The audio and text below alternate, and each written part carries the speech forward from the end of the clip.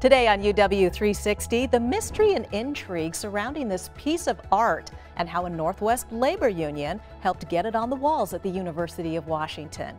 Plus, a dream come true for some musicians, playing piano with your mind. Also, we meet the new leaders of Husky Hoops, both the men's and women's new head coaches. And check out the ultimate new star on the UW Frisbee field, all on today's UW 360.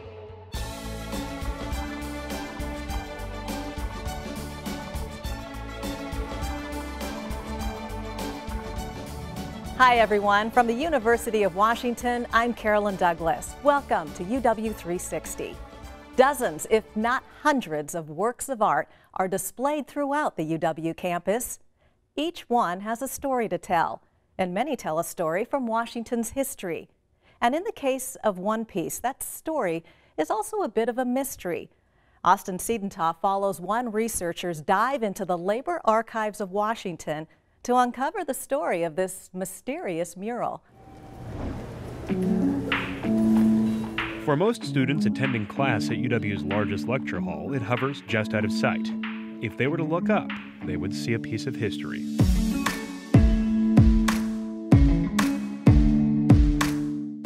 In some ways, we have a hidden treasure in plain sight. This mural is a labor of love that once adorned the Seattle Shipscalers Union building. The artist, Pablo Higgins. Pablo Higgins is a perfect example of transnational identity. He's an Irish-Scots-American who moved to Mexico and became Mexican. He's very well integrated into Mexican art circles, but he traveled back and forth between Mexico and the US, and he worked and exhibited in both countries. Elements from a lot of different international experiences show up in his work.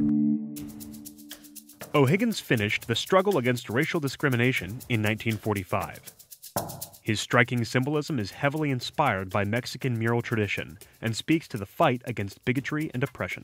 There was a certain symmetry in US and Mexican labor and civil rights circles, and so there was a lot of collaboration between activists in those two countries. The mural really is part of Seattle's transnational stories, and I think you can see that in a lot of the imagery of the mural as well. Mexico in the 20s and 30s was a place where a lot of artists gathered from all over the world. Gigi Peterson is a UW alumna and former UW instructor. She started to follow up on others' research on the mural in the mid-2000s. Delving into the UW's archives, she quickly realized that the mural's history has as much to say as its vivid imagery.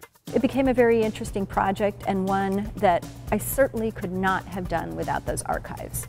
So here you can see the messy process of activism and trying to reconstruct the history, find the proper connections. The Shipscalers Union lost their building lease in the late 50s, but how exactly the mural came to the UW campus, or where it was kept until it was found, is a decades-long hole in its story. We don't know exactly where it was stored, but it was stored rather than displayed. We think about the mural as kind of bridging two important eras of activism. 1945, a union devoted to civil rights activism, and the 1970s, when you had a number of activists in the community and on campus who were struggling against racial discrimination in academia. One of those organizations was MECHA, the Chicano Student Organization. MECHA had started as a social group with just 30 Mexican-American students, but it quickly grew to be a powerful social and political voice on campus. One of its founding members, Professor Erasmo Gamboa, remembers. The university administration was very unprepared for the social change that was occurring and political change occurring on campus. Student walkouts, mass demonstrations. The O'Higgins mural, it was kind of a eureka moment that we had something that connected us back to what we were studying in classes. So it was a natural that we would demand that the mural be brought to the University of Washington. These are the original postcards.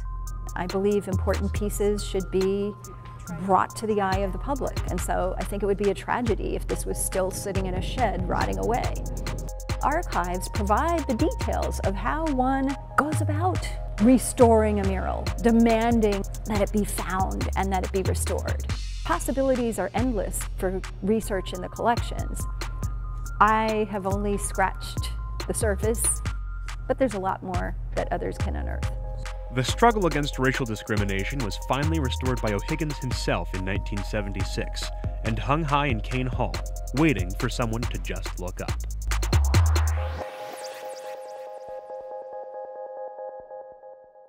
That's but one of many stories behind all the works of art on campus. Take a stroll from Drumheller Fountain to the Quad, and you'll find almost a dozen other pieces to view, each with its own fascinating story to tell. Still ahead, playing an instrument just by thinking the music. Stay tuned for an unbelievable demonstration of some incredible new research. Plus, the art and science of singing and how both music and medical professionals are working to better understand and treat vocal disorders. And the changing of the guard for the UW basketball program. We'll meet both the men's and women's new head coaches who hope to take Husky hoops to new heights as UW 360 continues. We got to do things differently. The following UW 360 story is made possible by the generous support of BECU. BECU, more than just money.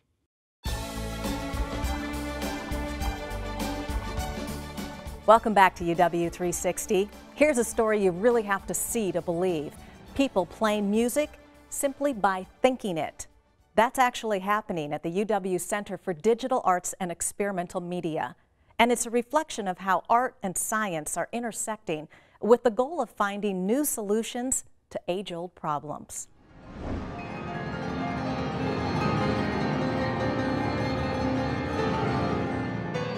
Without touching the keys, the director of the University of Washington School of Music plays the piano. So I had the EEG cap on, and that has electrodes that are picking up different neuron firings in different parts of the brain. Motor cortex, auditory cortex, visual cortex, and that. Those feed a computer that fires the keys. And we have a piano that is partly robotic. It's a regular grand piano, but it has electromagnetic control of the keys being pulled down, going up and down, as well as the pedals. If I have the piano set up so that, let's say, I make a certain motion with my hand and it can play notes between middle C and the octave above and the octave below. But I know that if I do this very lightly, it'll play middle C. And if I do this more, it'll play notes around middle C. And if I do this really a lot and then move this one, it may play notes all over the piano. And I have to get into a certain state of mind. So if I relax, the piano would be playing less notes. It's almost like a duet with my own nervous system, right? Because my nervous system is doing things that I can't control at the moment.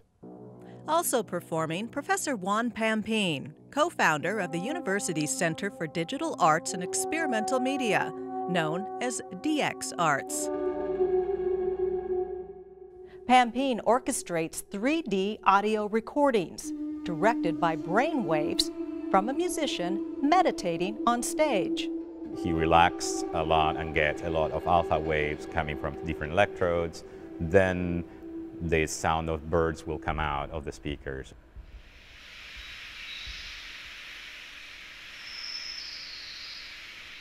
If he gets more tense and there's less of those waves and other waves come in, then the sound of waves will come in and like a storm will, come out of the speakers. So they're listening to what's coming out of their brain waves and trying to play with that. When you do have it, it'll be great if sometimes it's like you hear a little. But far more than just musical mad scientists, the DXArts co-founders have begun sharing their research on brains, music, and motion with some local neuroscientists. The goal, finding ways to rebuild injured brains, perhaps more. We're looking at how the body, how the motions and movements and even the parts of the body we can't see, how those can be used by us.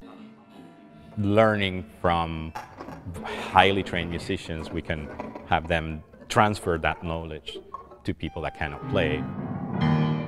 The mind is part of the body, and creating and exploring this continuum that's already there between muscle firing, muscle neurons, brain waves, brain neurons, the body, an instrument, whether it's violin or a piano, and all those things seem naturally connected to us. Our job as artists, just like scientists, is to not to create as much as to discover.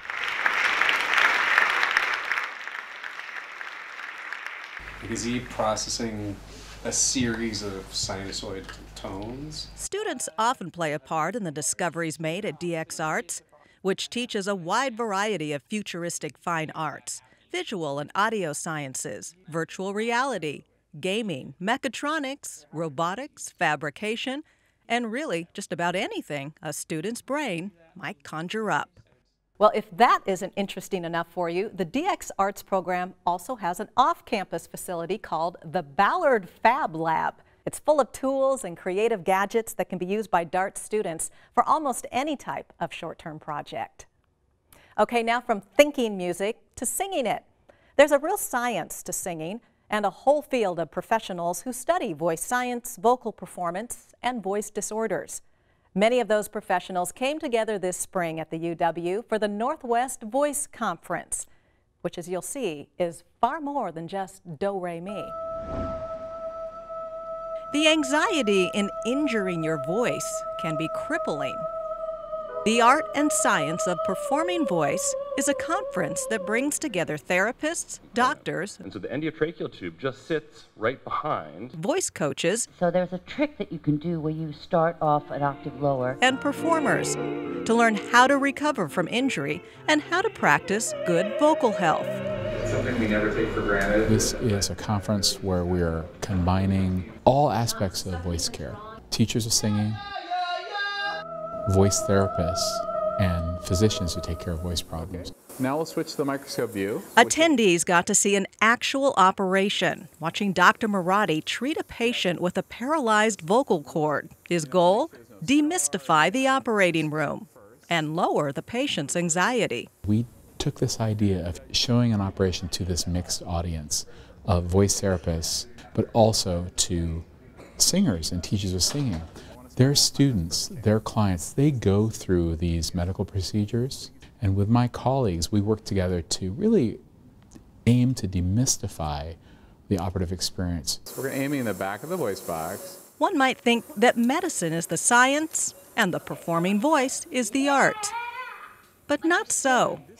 It's that art and science in all three areas, the medicine and speech pathology voice and singing voice, and how those interact and how we can help each other, in essence, create the best voice possible for an individual. Presentations included video game voiceover work, the transgender voice, and more, like working to heal the injured voice. We are voice athletes, and people don't understand that.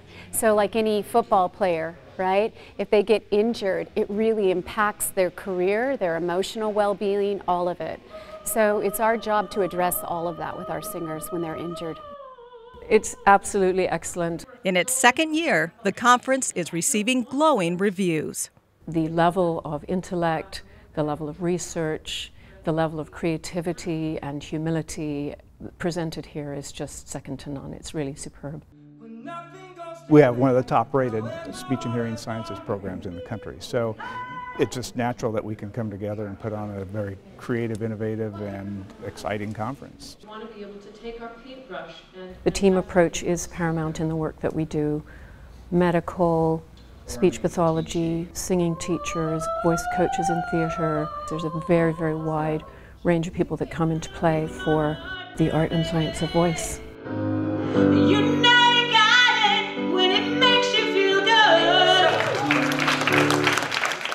This was the second Northwest Voice Conference. It was initially planned as a one-time event, but there was enough interest and support for organizers to make it an annual event right here at the University of Washington. Still ahead, we get all caught up in ultimate Frisbee and meet the UW student who's one of the best players around. And we catch up with the new faces of Husky hoops as UW 360 continues.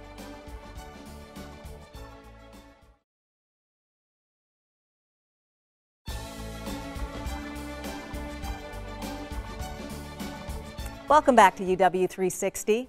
This spring, the University of Washington's basketball program found itself in a unique situation. It isn't often that a college program is in need of a new head coach for both its men's and women's teams. It's definitely a new day for Husky basketball. When the basketball season ended, University of Washington Athletic Director Jen Cohen found herself with a unique opportunity. So first of all, thank you so much for being here this afternoon. To hire not one, but two new coaches. Mike Hopkins is the new head coach at Washington. Mike Hopkins and Jody Wynn arrive on the UW campus at the same time. I just felt Jennifer Cohen and I just connected in terms of values and how she envisioned the program and being together and doing this thing together at a great scale, and that really excited me. We just instantly knew that, wow, this is different. I'm very much family oriented. I'm very much into culture and developing our young women, and I just needed to know if that was the philosophy of the athletic department and the university as a whole. Both promised to bring a toughness in playing style. We have to think differently. We got to do things differently. As evidenced by Coach Hopkins after an off-season workout. We're doing a drill and trying to get them very aggressive, playing with angles, playing with contact, and I took a little bit too much contact. He felt really bad when he did it, but it was one of those things that happen, especially when you're in there competing and trying to get better, and I took one for the team.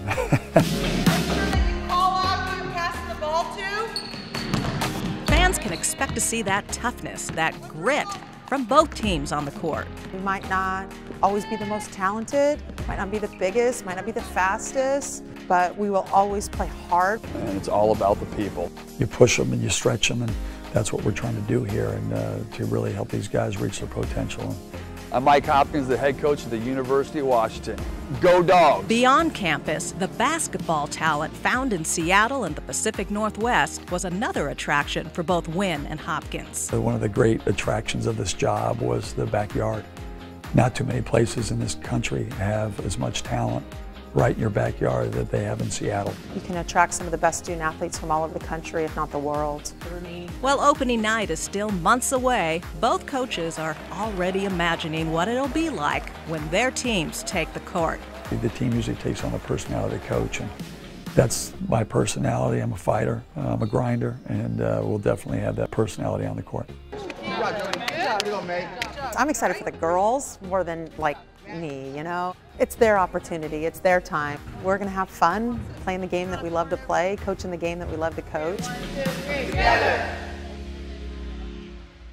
Coach Wynn and Coach Hopkins are excited to take the reins of their respective teams. They promise to bring a culture of hustle and grit to the hardwood next season. Straight ahead, the sport that combines the passing skills of football with the endurance of soccer. We'll meet the star player from the UW's ultimate Frisbee team as UW 360 continues.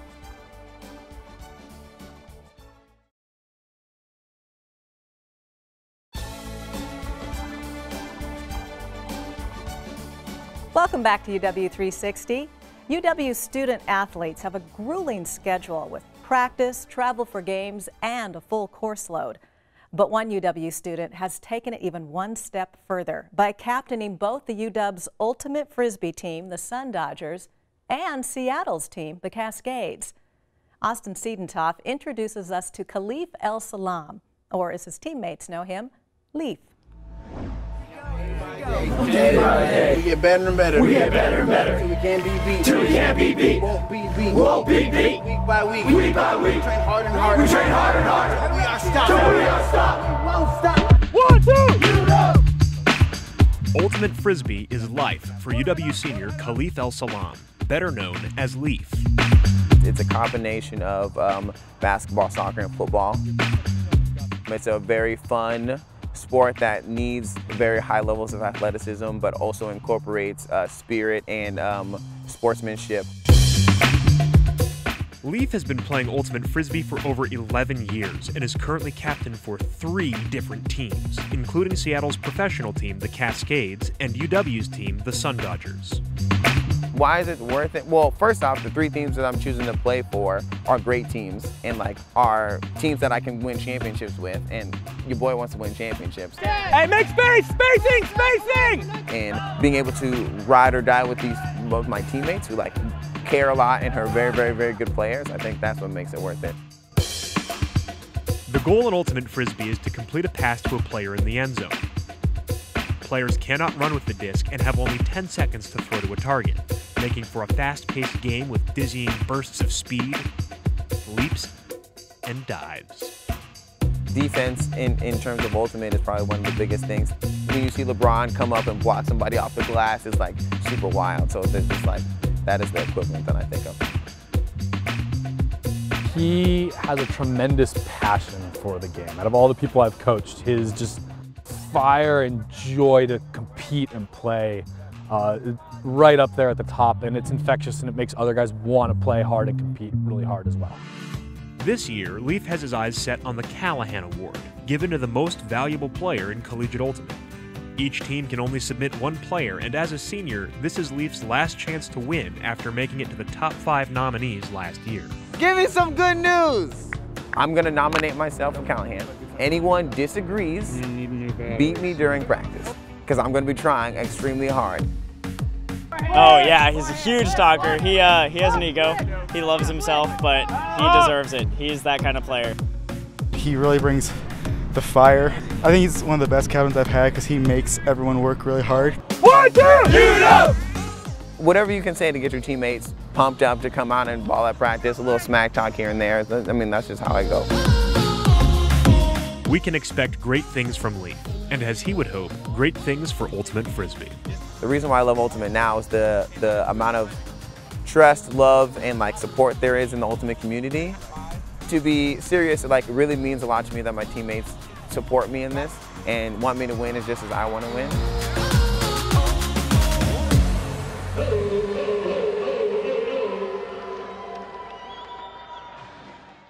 Leaf plans on playing for the Cascades after he graduates this year, and he says that his dream would be for Ultimate Frisbee to become an Olympic sport so he could personally represent the United States and the University of Washington.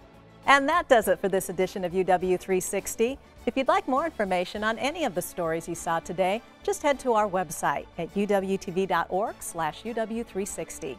You'll also find us on Facebook and Twitter. I'm Carolyn Douglas. Thank you for watching, and we'll see you next time with all new stories from the University of Washington.